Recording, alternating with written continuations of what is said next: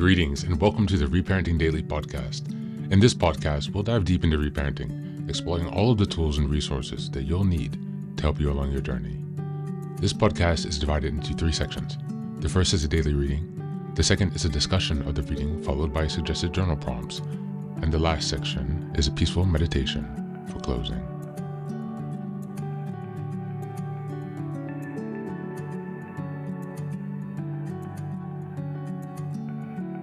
Good morning, good afternoon, and good evening from whenever and wherever you're joining us today. I'm so glad that you're here as we continue on this journey of self-expansion and growth. If this is your first time, welcome. Before we dive in, a quick reminder. Like, share, and subscribe to this podcast on Apple Podcasts, Spotify, and YouTube. Your support here helps spread the word and grow this community of self-reparenting. Now for a few updates. First, I'm excited to introduce our Patreon community, where for a small monthly fee, you can join us for 3 weekly reparenting support meetings. Sundays, we have a guided meditation for emotional grounding. On Tuesdays, we have a book club discussion for deeper discussions and growth. And on Thursdays, we have open topic conversations for real-time support on any topics that may come up. You can find all of the details about what's included in this community by going to the Reparenting Daily website and checking out the community tab.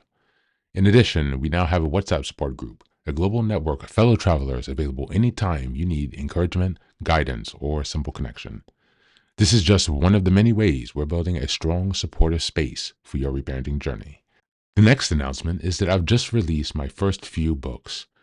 The first is the Reparenting Daily Journal, a structured 365-day guide to help you work through reparenting day by day. Starting in 2025, each month focuses on a key theme with weekly sub-themes. The Reparenting Daily podcast episodes align with the journal, making it an interactive and immersive experience to help you stay focused and ensure real progress this year. Now for the next announcement, I'm thrilled to introduce Fairy Tales for Reparenting Daily, a collection of 3 books inspired by Jungian analysis, mythology, philosophy, psychology, and most importantly, the work of Marie-Louise von Franz. These short, simple stories are designed to help you reconnect with your inner child and experience healing through storytelling. What makes these books unique? Well, at the end of each story, there's a deep dive analysis exploring its themes, explored by journal prompts to help you reflect on how these lessons relate to your personal journey. All of these books are now available on Amazon, so go ahead and take a look and support this project. Reparenting is a journey of growth, iterative change, and continuous improvement. Much like nurturing the bonsai tree, it requires patience, care, consistency, and attention. Thanks for being here and supporting this work, and for committing on your journey of self-expansion. Now, without further ado, let's dive into today's practice. Today's reading is an article entitled Dealing with Strong Emotions from the UVA Health website, the University of Virginia. Just as a reminder, we're in May, and the theme for this month is emotional regulation. We're in the second week, which is May 8th until the 14th. And the theme for this week is Managing Strong Emotions. Dealing with strong emotions. Goal: emotional regulation skills and skills related to effective coping with strong emotions are important for interpersonal and intrapersonal skills to possess. Technique: acknowledge your feeling. Notice and identify that the fact your strong emotions have been triggered. This is especially important when you've been ambushed by an emotion. It helps to say clearly to yourself, I'm feeling angry. I'm sad. I'm upset. You don't have to analyze that feeling or even think about where it's coming from. Pause. Stop yourself from acting on the feeling. To do this, focus on your breath, following your breath as it moves in and out through your nostrils. Take 3 good deep breaths and count to 10. And then breathe and count to 10 again. Get grounded. When we're experiencing strong emotions, we often lose touch with our physical body. To get grounded inside your body, bring your attention to the sensations of your feet on the ground. If you're sitting, feel the contact between your buttocks and the cushion or floor. Explore the feelings in your body. Focus on the feeling. What is it in your body? Where is it in your body? How does it feel? Notice if there's a color field around your mood. Let go of the storyline. At this point, you'll notice that certain thoughts are attached to a particular mood. Thoughts that frequently begin, "How could he?" or "I always." Acknowledge that these thoughts and never let them go, keeping your attention on the feeling rather than getting caught up in your personal storyline. If you are feeling overwhelmed with the emotion and it is difficult to think, it may be best to remove yourself from the situation if possible. You can go splash water on the face, have a drink of water, take a brisk walk. Additional strategies to help cope with strong negative emotions include being hopeful and positive. Say positive things to yourself and others, e.g., "I will make it through this. I'm trying my hardest. I'm a good person." Remember that persistence is the best way to solve your problems and avoid failure. Try to keep a good sense of humor. Think about things you're thankful for.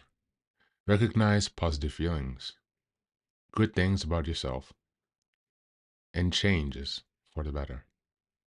If you can't do something to make the situation better, don't make it worse. Sometimes you may feel there's nothing you can do to make a situation better. Try to avoid doing things that may make your situation worse. Doing nothing is sometimes better. Evidence. There's strong evidence that effectively learning to regulate emotions is an adaptive and important skill and can reduce stress and stress-related physical disorders. Effective coping with strong emotions is also associated with more effective interpersonal interactions and facilitation of goals. Suggestion for use. Remember that you have the power to control your emotions. You can choose to change the way you feel and the way you respond.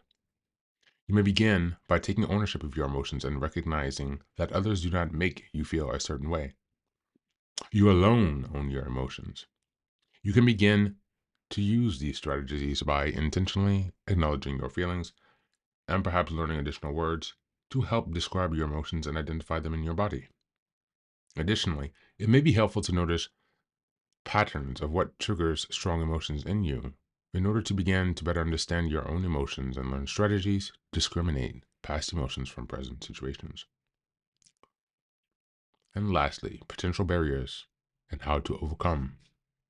It can be difficult to think that you can control your strong and negative emotions. It may be easy to simply react to things happening around you and quickly lose control of your emotions. This is especially true if you are more emotionally vulnerable. Strategies to help prevent being emotionally vulnerable include getting enough sleep, eating regularly, and staying healthy with exercise and avoiding mood altering substances. Your ability to control strong emotions will get better with practice. Thanks so much, and that's the reading for today.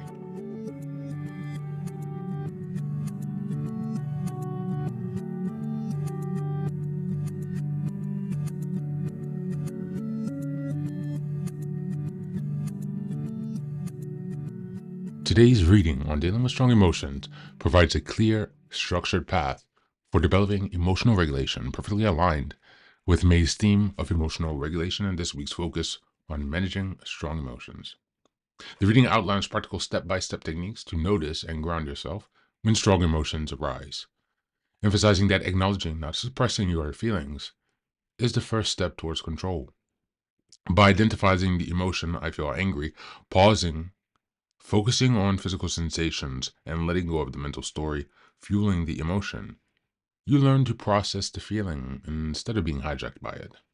This supports self-awareness and over time rewires your response system to pause instead of react.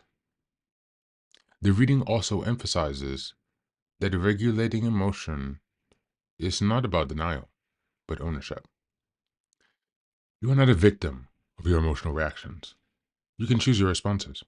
This is especially important for those who grew up in emotionally chaotic or invalidating environments where emotional overwhelm often felt like a loss of self. With consistent practice and foundational well-being practice like nutrition, and self talk, you develop emotional strength and resilience, leading to better relationships, fewer regrets, and the ability to stay aligned with your values, even when under pressure. In essence, managing emotions skillfully is not just a personal wellness tool, it's a profound act of empowerment. As we go to the journal prompts today, number one, what strong emotions have I recently experienced? And what physical sensations or thought patterns came with it? Number two, how can I begin practicing the pause, breathing, grounding, and noticing when I feel overwhelmed rather than reacting? And number three, what are some patterns or triggers I've noticed that lead to strong emotional responses? And how can I prepare myself to respond differently next time? That's it for today. As always, thanks so much for being here. Take care of yourself, and please do be well.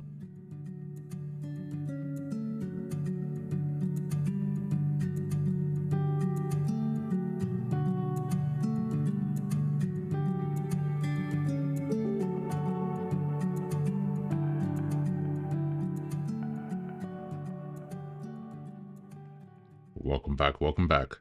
Now, this is the third and final section of the daily podcast. This is your silent meditation. Please go ahead and find a space where you can be comfortable and undisturbed, where you can relax and spend some time with yourself for this 10-minute silent meditation.